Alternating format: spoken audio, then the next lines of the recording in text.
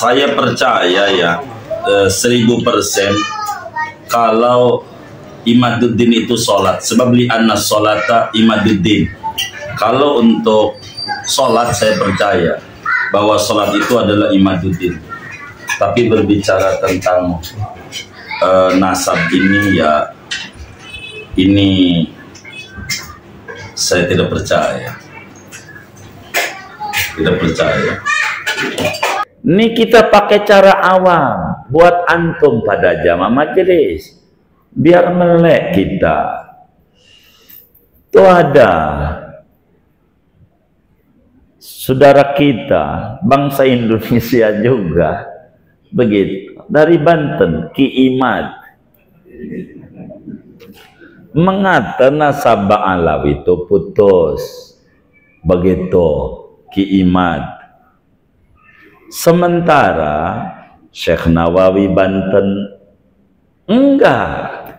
Syekh Nawawi ngaji sama gurunya, banyak gurunya. Di antara gurunya Syekh Nawawi Sayyid Ahmad Zaini Dahlan. Sayyid Ahmad Dahlan punya guru Ba'alawi namanya Habib Abdullah bin Umar bin Yahya yang punya kitab Safinatus Sholat di Sarahi Sulamul Munajat. Tuh ngaji. Ambe Fathul Muin gurunya Ibnu Hajar. Itu semuanya mengisbat Ba'alawi keturunan Nabi. Ini kita bingung dah, yang ini bilang putus, yang ini bilang nyambung, gua kagak ngerti. Baik, ini buat antum pada cara kita orang awam. Coba kita berpikir jernih, wis balikin aja di akhirat. Nih saya nasihatin cara awam. Saudara kalau ngomong tesis, antitesis, puyeng saudaranya. Wis pakai akhirat aja, pakai akhirat. Andai namanya disebut lau imtinaiyah. Andai kata Allah yang benar tuh Ki Iman. Andai lau imtinaiyah. Begitu.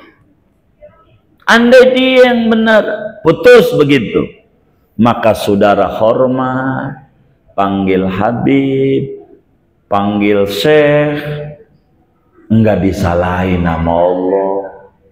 Saudara hormat sama saudara muslim aja disuruh, sama orang kafir kita suruh sayang, apalagi saudara sesama beriman. Innamal mu'minuna ikhwatun. Orang beriman itu saudara. Saudara tidak disalahkan oleh Allah. Andai yang benar tuh Ki Imad, andai pakai lau imtina, andai hormat saudara, enggak salah saudara. Tapi andai yang benar Syekh Nawawi Al-Bantani, Yai Hasim As'ari, Ibnu Hajar Al-Haytami, dan banyak ulama, Imam Sakhawi, ulama-ulama banyak yang benar mereka, maka saudara cukup muka saudara mau ditaruh di mana di hadapan Rasulullah di akhirat nanti. Cucunya saudara caci maki, saudara bilang bukan, bahaya. Bagaimana mau mencari syafaat? Ba'alawi itu udah dua, ada Sayyid, ada Habib. Nah, dulu yang datang berdakwah ke sini itu rumpun Ba'alawi. Jadi pada abad ke-6 Hijriah ada konflik di Yaman. Negeri Yaman diserbu oleh Ayyubiyin. Oleh Ayyubiyin ini anak cucunya Sultan Salahuddin Al-Ayyubi. Akhirnya banyak meninggal, sampai Sadah itu Sayyid Ba'alawi yang habis. Sejak itu yang musnah itu dua marga. Marga Bani Jadid. Kan Sayyid Alawi bin Ubaidillah itu anaknya kan ada tiga kan. Sayyid Alawi bin Ubaidillah. Kan ada Basri, ada Jadid. Basri sama Jadid ini, terus Alawi. Yang Bani Basri, Bani Jadid itu musnah karena terbunuh semua. Kecuali seorang perempuan yang meninggal terakhir abad ke-7. Musnah waktu itu. Akhirnya banyak orang-orang Tarim Hadramut lari. Termasuk yang lari Sayyid Abdul Malik bin Alawi bin Muhammad Shahib Mirbat, lari ke India, hijrah ke India. Kemudian lalu di India punya anak namanya, karena orangnya bagus ya, orangnya bagus, dihormati, punya anak namanya Sayyid Abdullah Al-Madkhan. Lalu Abdullah ini punya anak lagi Ahmad Shah Jalal. Ahmad Shah Jalal ini punya anak lagi Jamaluddin Al-Husain. Nah, Jamaluddin Al-Husain ini yang menjadi datuknya Wali Songo. Karena para dai, ulama di Indonesia, di Nusantara, rata-rata cucunya Sayyid Jamaluddin Al-Husain. Beliau ini yang datang ke Campa menikah, kemudian sama anak cucunya berdakwah ke Aceh, lalu anak cucunya disebar, lalu beliau juga melanjutkan dakwahnya dan meninggal di Wajo di Sulawesi. Itu Ba'alawi itu. Lalu kemudian pada abad ke berapa ya, beberapa ratus tahun kemudian kalangan habaib ke sini. Yang pertama kali datang itu dari klan Basyaiban. Kemudian habib-habib yang lain ke sini. Itu nasabnya sahih. Dan nggak ada yang namanya tesis. Mengapa terjadi seperti itu? Akhir zaman ini dosa besar semakin bermunculan, termasuk membatalkan nasab.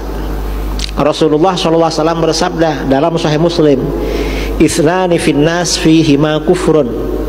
Dua perkara pada manusia, dua perkara ini mengandung kekufuran. Apa? At-ta'nu fil ansab, mencela nasab. Mencela nasab itu membatal-batalkan nasab. Memang sudah ada. Apa yang disabdakan oleh Rasulullah pasti terjadi. Ya contohnya ini. Dan sekarang kelompoknya ini yang dibatalkan bukan cuma nasabnya Habib, nasabnya orang Jawa dibatalkan semua. Sama ini. Mengapa kelompok ini sudah berani ngomong bahwa penduduk Jawa itu bukan anak cucu Nabi Adam? Anak cucunya siapa? Manusia sebelum Nabi Adam. Ini kan batalkan nasab kan? Sudah ada yang ngomong begitu. Kelompok ini sudah batal semua. Nah, kalau bukan anak cucunya Nabi Adam dari mana? Nggak bisa. Nggak bisa kawin saudara kalau bukan jenis, kalau beda jenis. Sebenarnya yang sama-sama punya kemaluan kan monyet kan punya ya, artinya mirip-mirip lah dengan manusia kan. Monyet, kemudian orangutan. Tapi gimana kalau kawin dengan monyet sama orangutan? Kan nggak bisa apa? Nggak bisa samara, nggak bisa sakinah mawaddah. Karena sakinah mawaddah itu kalau satu jenis kan yang bisa mawaddah. Nah, kita ini orang Arab, kita dapat orang Arab oke, dapat orang Cina oke, dapat orang Eropa oke, orang mana? Mengapa? Satu jenis memang, sama-sama anak cucu Nabi Adam. Ini dibatalkan sama kelompok ini, bukan anak cucu Nabi Adam. Sudah parah ini.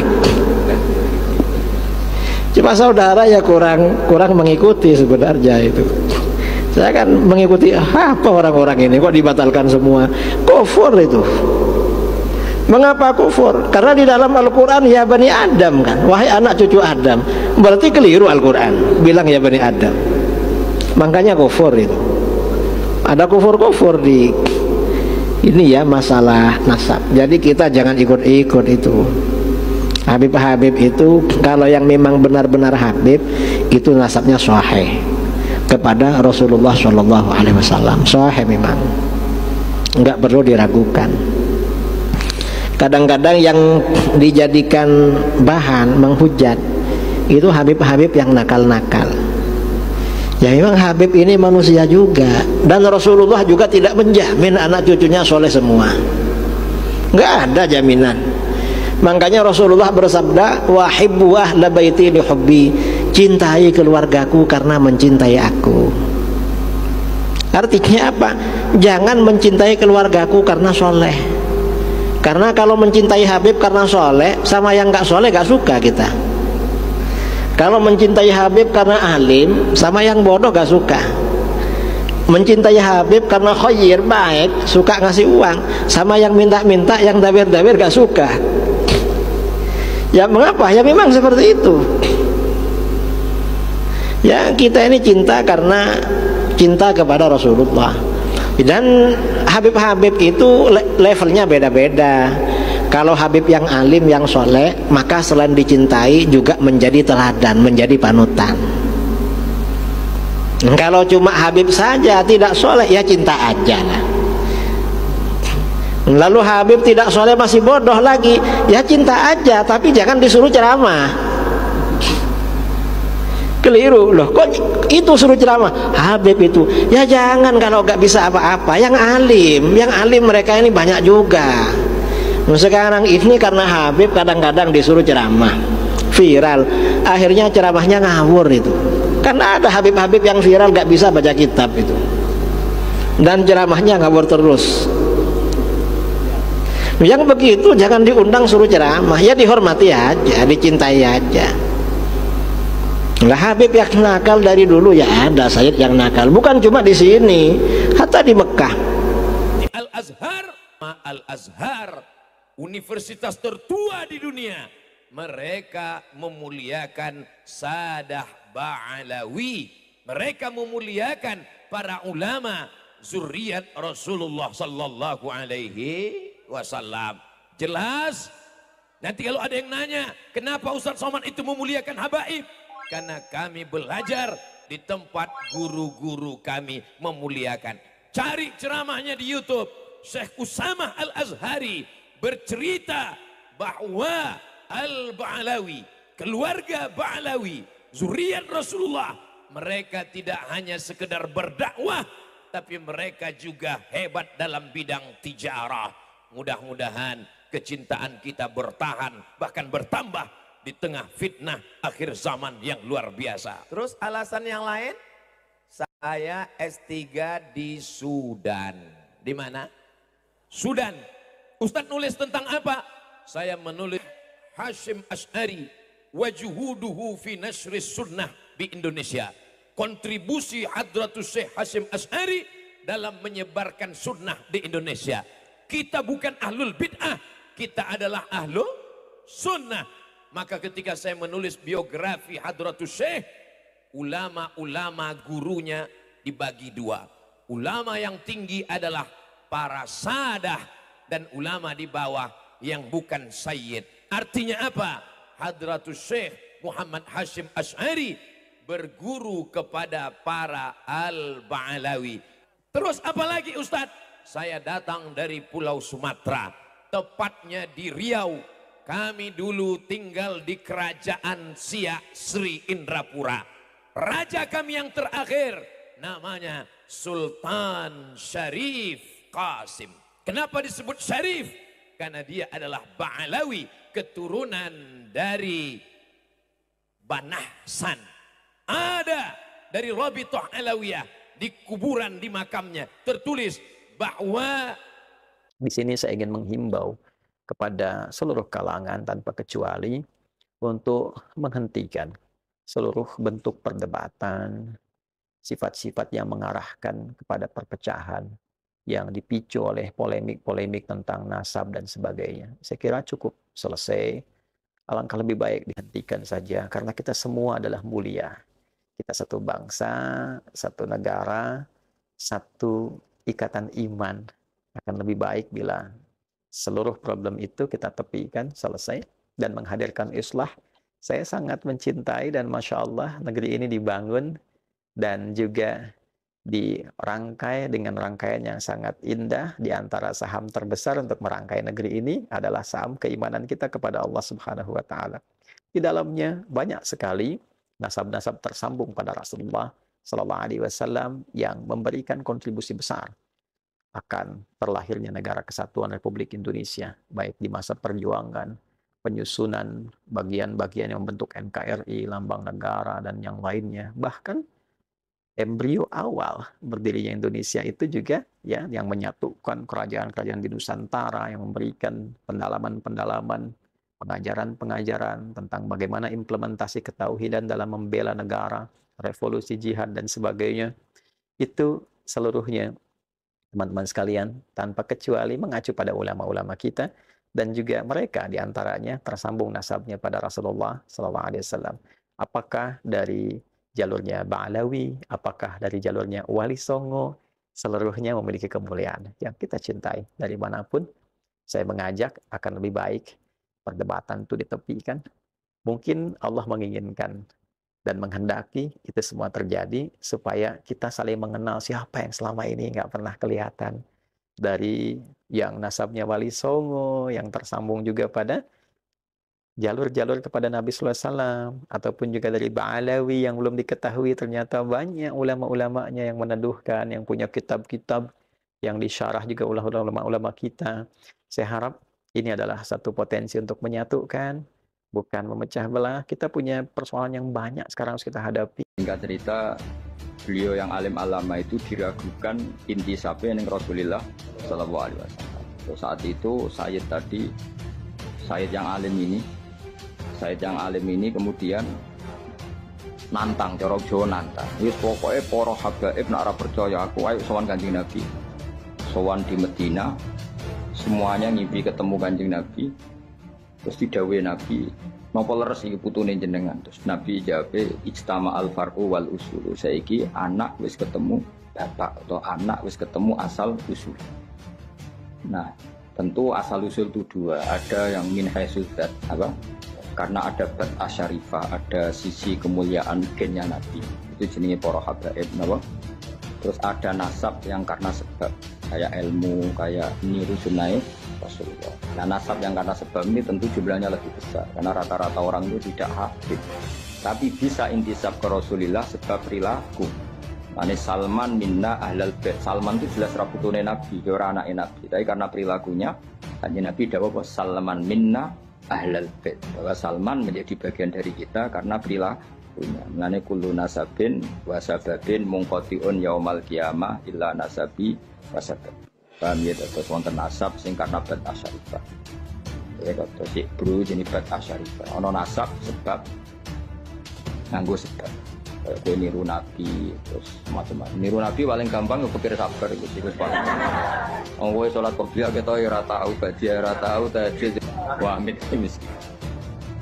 Walhasil terus Habib mau ngipi ketemu Kanjeng Nabi, terus ya Rasulullah, kalau saya nanti pulang setelah ketemu engkau saya harus ngomong apa? Ini jenis ingkila zurtum. Sudah tidak perlu diajak debat orang seperti itu. Unsurnya sudah kebencian, bukan ilmiah. Apalagi kita tahu bahwa tesisnya itu copy paste Google gitu loh. Kalau copy paste Google-nya itu dari Maktabah Syamilah lumayan. Tapi kalau cuma dari narasi orang-orang Wahabi dan lain sebagainya, Salafi, pantas kan orang Salafi Wahabi di barisan mereka. Ya seperti itulah kualitasnya. Dan ada pertanyaan kedua juga. Pertanyaan kedua, di mana Ustadz siap enggak debat dengan siapa itu Hasan Syarif ya, Abbas Buntet. Aduh, kalau Hasan Syarif sama Abbas Buntet itu nggak usah diajak diskusi, itu cuma tim hore teman-teman. Abbas Buntet itu cuma bisa mengeluarkan suara yang keras dan isinya nihil, nggak ada dalilnya. Kita bisa menilai orang itu dari statement ya, dari cara bicaranya sudah bisa gitu. Kayak masa kayak gitu mau diajak diskusi teman-teman, janganlah gitu. Kemudian ada lagi yang dari Pasuruan itu siapa? Jamik, siapa namanya itu? Jamik katanya. Masa kayak gitu mau diajak diskusi teman-teman? Janganlah gitu.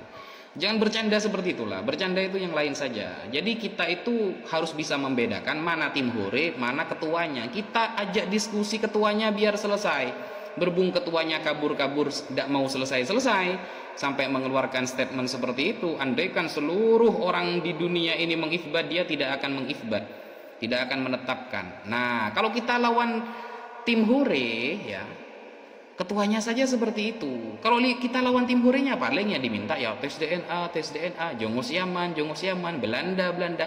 Itu cuma tim hore saja. Kita harus pinter menjadi orang Indonesia itu. Mana yang harus kita selesaikan dulu dan mana yang sebenarnya itu cuma bumbu-bumbu saja gitu.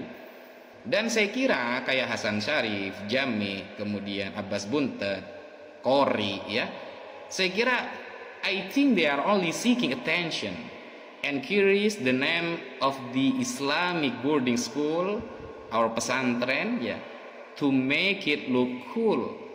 Ingat ya, to make it look cool. Jadi saya kira mereka itu cuma nyari perhatian saja sih ya, lalu bawa-bawa nama pesantren ya.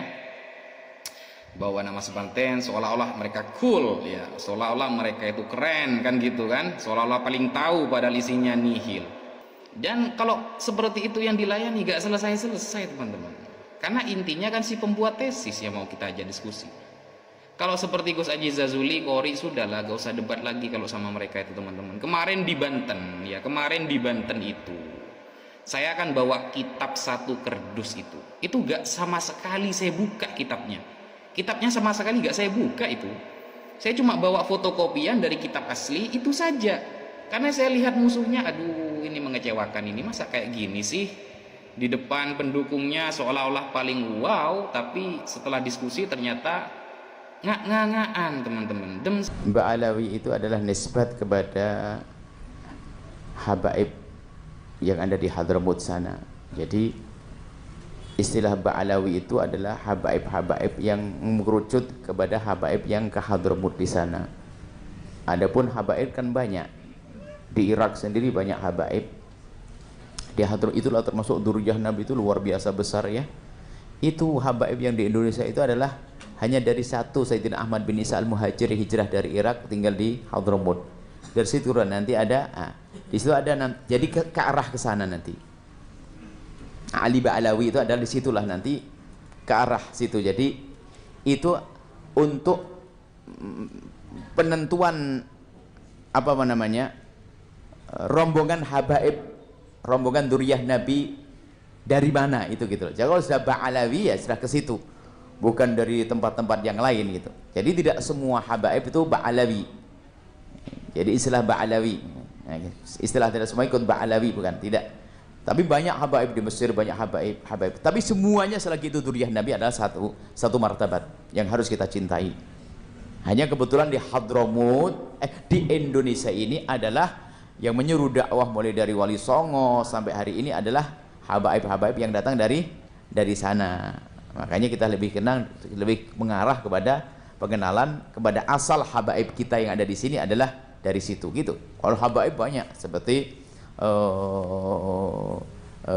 Al-Jailani itu beda, itu kan dari Sayyidina Hasan yang beda jalurnya, tapi Habib juga seperti itu. Sikap anti komunis umat Islam se-Indonesia dijebol dengan strategi divide et impera, adu domba. Ada Agus Mariono dan dia bergerak bersama Imaduddin dan Mogi, yaitu Agus Mariono ya kan, Agus Mariono, kemudian yang kedua yaitu Imaduddin dan Mogi. Akhirnya dia digerakkan, ini gerombolan Pak agentnya. Jadi mereka inilah digerakkan untuk adu domba sesama umat Islam. Jadi kiai dibenturkan dengan habaib, ormas Islam dibenturkan. Ini agent Pak, untuk adu domba, tujuannya melemahkan umat Islam. Nah, bapak-bapak, ibu yang dimuliakan Allah, mudah-mudahan apa yang saya sampaikan ini, bahkan sampai Buya Hamka ini Pak sebagai penutup, kita harus ulama-ulama dulu sudah memberikan statement. Buya Hamka, beliau memberikan penegasan keturunan Rasulullah SAW yang terbanyak itu berasal dari Hadramaut, Yaman. Semuanya adalah keturunan dari Alwi bin Ubaidillah bin Ahmad bin Isa al-Muhajir. Kata Buya Hamka, Allah mayarham, Ahmad bin Isa inilah yang berpindah dari Basrah ke Hadramaut. Mereka selain dipanggilkan Tuan Sayyid, ada nama panggilannya Sayyid, mereka juga dipanggil Habib, itu di Jakarta, dipanggilkan Wan, ada juga dipanggilkan Wan, itu di Jakarta. Di Sarawak atau di Sabah disebut Tuanku. Kalau di Pariaman Sumatera Barat itu disebut Sidi gitu. Jadi ini penegasan Buya Hamka, dan ini saya ambil dari majalah Panji Masyarakat nomor 169 tanggal 15 Februari 1975. Ini datanya, statement Buya Hamka. Nah, oleh karena itu sekarang Pak, kita diadu domba oleh gengnya ini tadi. Jadi kita harus fokus Pak. bahaya imperialisme Cina ini. Sehingga akhirnya coba kita lihat korupsi-korupsi hilang semua dengan ini tadi. Apalagi dengan para munafik ini, ya kan, hilang, beritanya hilang, sudah tertutup. Jadi korupsinya hilang semuanya, bahkan sampai Bapak kejahatan-kejahatan semuanya itu sudah dihilangkan. Pusat Data Nasional PDN, Pusat Data Nasional itu dia ditanya, Menkominfo ditanya, ini data penting negara kok nggak di backup? Ternyata apa tujuannya, Pak? Dia pinjam hacker untuk menghapus kejahatan selama ini 10 tahun. Kejahatan itu dihapus supaya nanti selesai turun aman.